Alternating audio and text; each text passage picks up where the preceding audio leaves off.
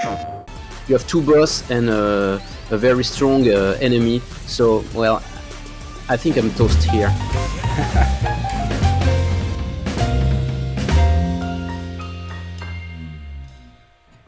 Hi, everybody. Welcome to another episode of PlayStation Underground. You got Tim here, and I'm joined by fellow PlayStation teammate Gillen McAllister. Hey there, Gillen. Hello there. And we are so excited to be checking out Streets of Rage 4's Mr. X Nightmare DLC, and we have a couple special guests. Hello to Jordi Asensio, lead game designer at Dotemu and Guard Crush Games co-founder. Hi, Jordi. Hi. As well as Ben Fiquet, art director on Streets of Rage 4 and co-founder of Lizard Cube. Hi, Ben. Hi, thanks for having us. Yeah, we're so pumped to be checking this out. Just to kick things off, can you guys just tell us what we're looking at here? Okay, so in the survival mode, you go from arena to arena, obviously kicking bad guys, and at the end of every arena, you get to choose between some bonus that will upgrade your character. So it gets harder and harder, and you try to go the farthest possible. Awesome. And, I think I'm recognizing the character that we're playing at, but I feel like the first time I met her, I was on the other side of the controls from her. So can you tell us? Yeah, that's a new addition to the playable roster. This is Estelle, which actually became quite a fan favorite throughout the release of the game, and she's a boss that redeems herself during the story, and she's like a real badass. She's in the police department, but she fights for justice, and she's really cool. Funny thing is, actually, when I designed her, this is actually a cop I met when I was just in front of my building.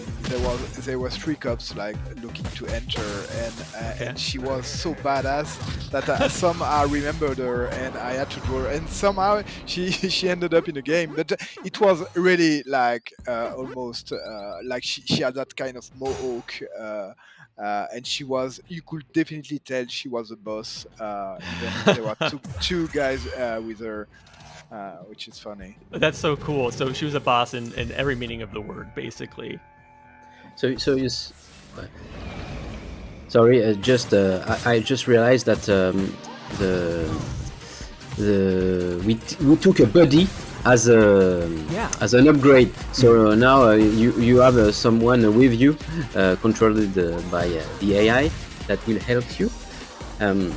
It's really a tough choice what to take at the end of the levels, because you can go either way. For example, here on the second level, I'm the one playing. I took glass cannon upgrade.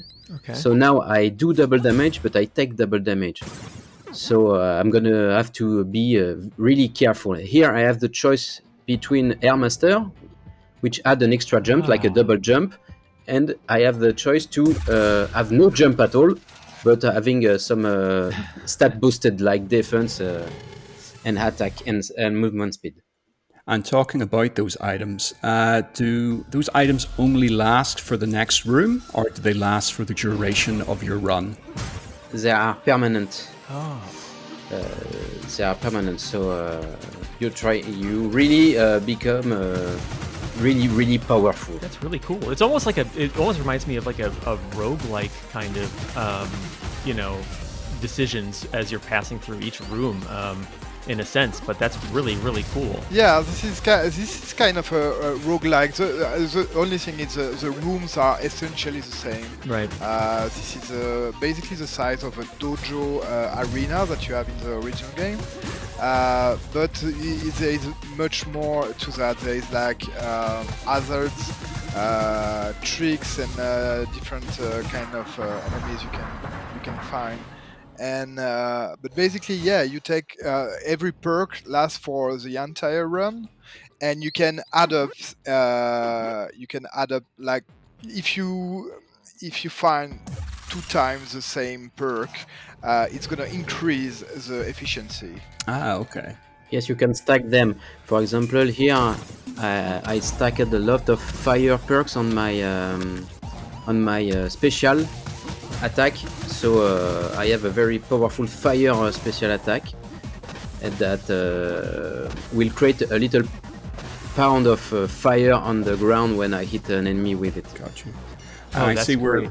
No, it's fire, but I don't use it here because it's on the special move. A special move drains life. All sorts of elemental powers going on. Yeah, and I have the, of course, yes, the lightning power on the weapons, so it propagates to nearby enemies. So it's very interesting. It propagates a little damage.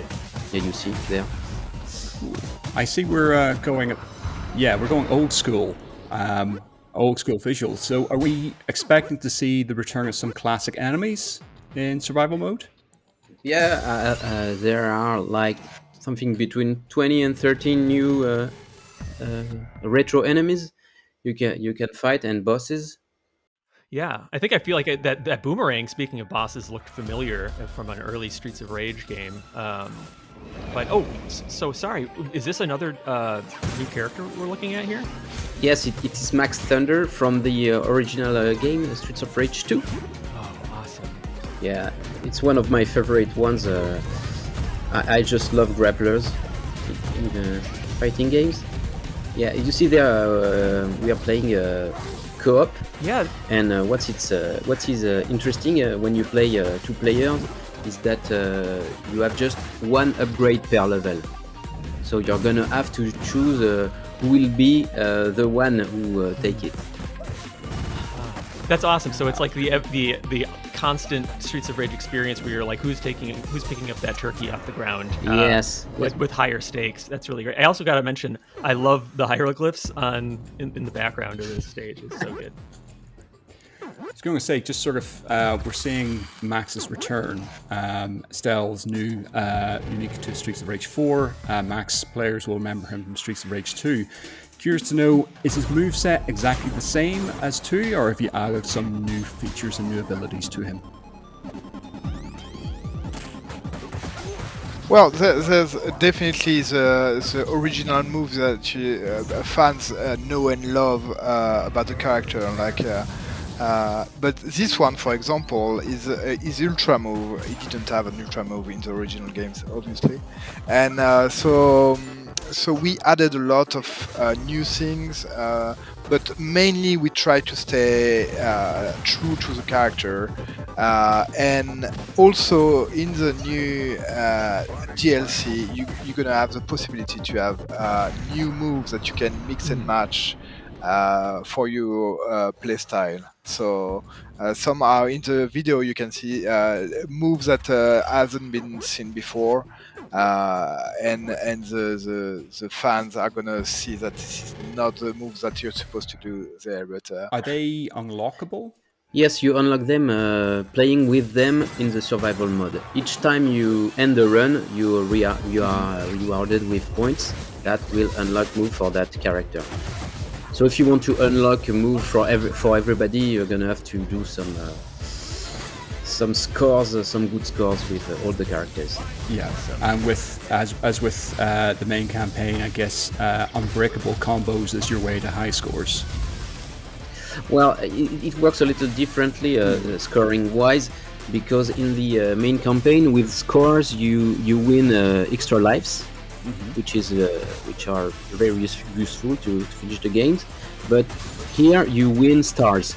So making combo is an important factor to have stars, because stars helps you survive in a difficult situation like this one, for example, because you have a boss, you have 2 boss and a very strong enemy. So, well, I think I'm toast here.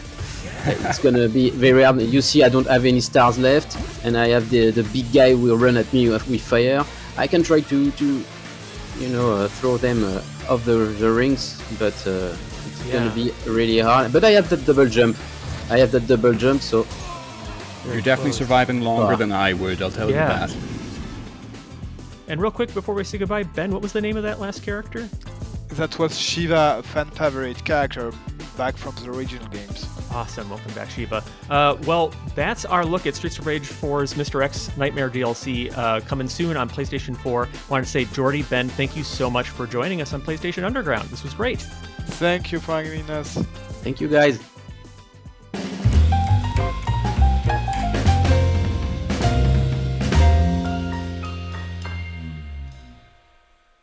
PlayStation